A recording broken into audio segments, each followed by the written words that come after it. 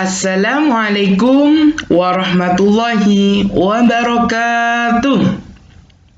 Perkenalkan, nama saya Miftahul Afifur Rahman dari PA 2020 akan menjelaskan mengenai pengajaran dan pembelajaran bahasa Inggris di sekolah Nigeria, tantangan dan pentingnya. Kita tahu bahwa bahasa Inggris adalah bahasa internasional, sehingga bahasa Inggris banyak digunakan oleh beberapa negara. Salah satu negara pemakai bahasa Inggris adalah Nigeria. Nigeria menjadikan bahasa Inggris sebagai bahasa resminya, sehingga dalam berkomunikasi, berinteraksi, dan juga bersosialisasi menggunakan bahasa Inggris. Di sisi lain, selain mencakup 3 hal tadi, bahasa Inggris di Nigeria menentukan status elit karena berkolerasi dengan pembuat sosial. Maksudnya bagaimana? Apabila seseorang bisa bahasa Inggris dengan baik dan lancar, maka ia akan mudah mendapatkan pekerjaan dengan gaji yang tinggi. Hal ini berbanding terbalik.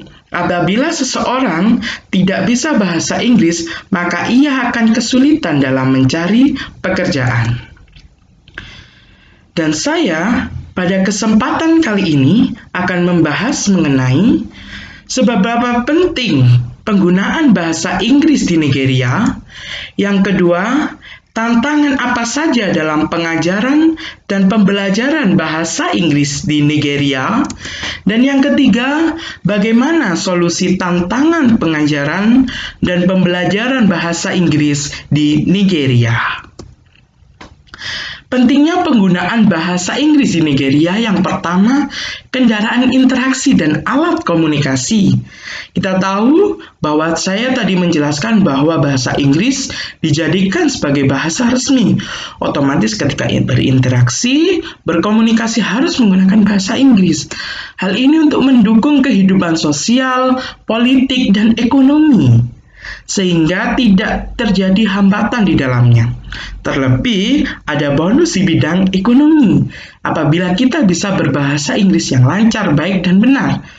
Apa bonusnya? Yakni kita bisa mendapatkan dengan mudah suatu pekerjaan dengan gaji yang relatif tinggi daripada orang yang kurang bisa dalam berbahasa Inggris.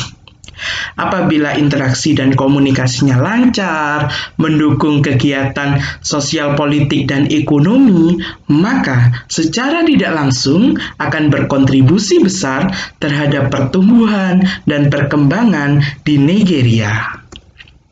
Apa sih tantangan dalam pengajaran dan pembelajaran bahasa Inggris di sekolah Nigeria?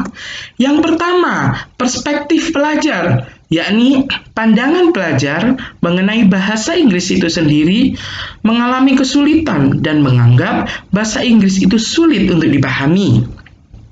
Yang kedua, sikap guru. Sikap guru yang tidak memaksakan muridnya untuk bisa bahasa Inggris, sehingga guru hanya mengajar siswa yang mau berproses dalam bahasa Inggris itu sendiri.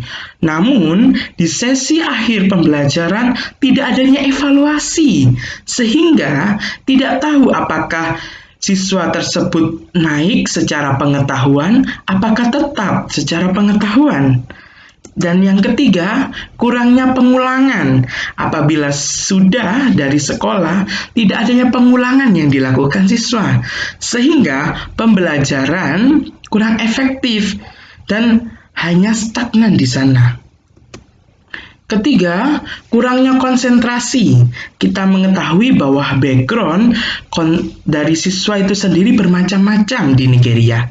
Untuk itu, mayoritas kurangnya konsentrasi di Nigeria disebabkan antara lain insomnia, karena kelelahan, karena faktor keluarga dan lingkungan, sehingga pembelajaran kurang efektif.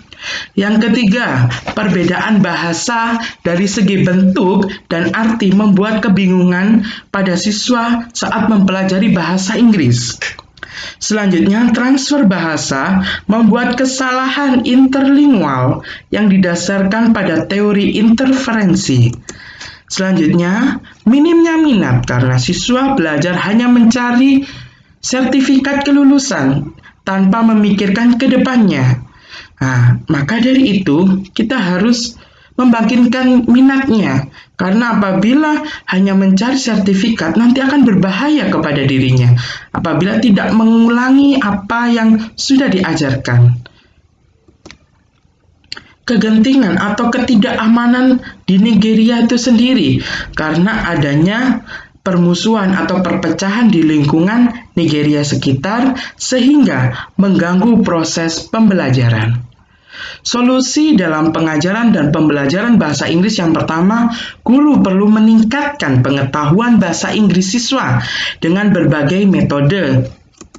Selanjutnya, guru mendorong menggunakan bahasa Inggris sebagai media komunikasi. Sebagai contoh, siswa berhadapan-hadapan, saling sahut-menyahut, berkomunikasi bahasa Inggris dengan melatih kosakata sehingga lebih lancar ketika berkomunikasi bahasa Inggris.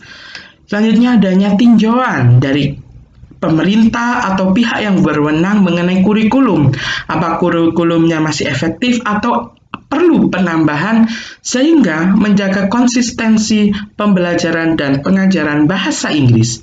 Keempat, orang tua memastikan anaknya bisa ikut pembelajaran dan pengaplikasian. Karena apa? Apabila sudah diajarkan tanpa pengaplikasian atau praktik, maka sama dengan nihil. Karena kita tidak tahu apakah siswa itu bisa menerapkan pada dunia nyata atau tidak.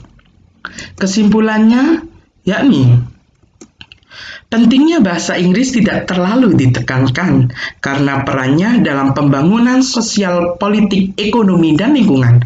Ada banyak tantangan yang dihadapi para guru dan pelajar dalam pengajaran dan pembelajaran bahasa Inggris di sekolah Nigeria. Baik guru dan peserta didik memiliki peran untuk dimainkan dalam mengatasi situasi ini. Untuk itu, perlunya sinergi antara peserta didik dan guru dalam mensukseskan pengajaran dan pembelajaran bahasa Inggris. Ini daftar pustaka saya, mengambil dari judul Teaching and Learning English Language in Nigerian School.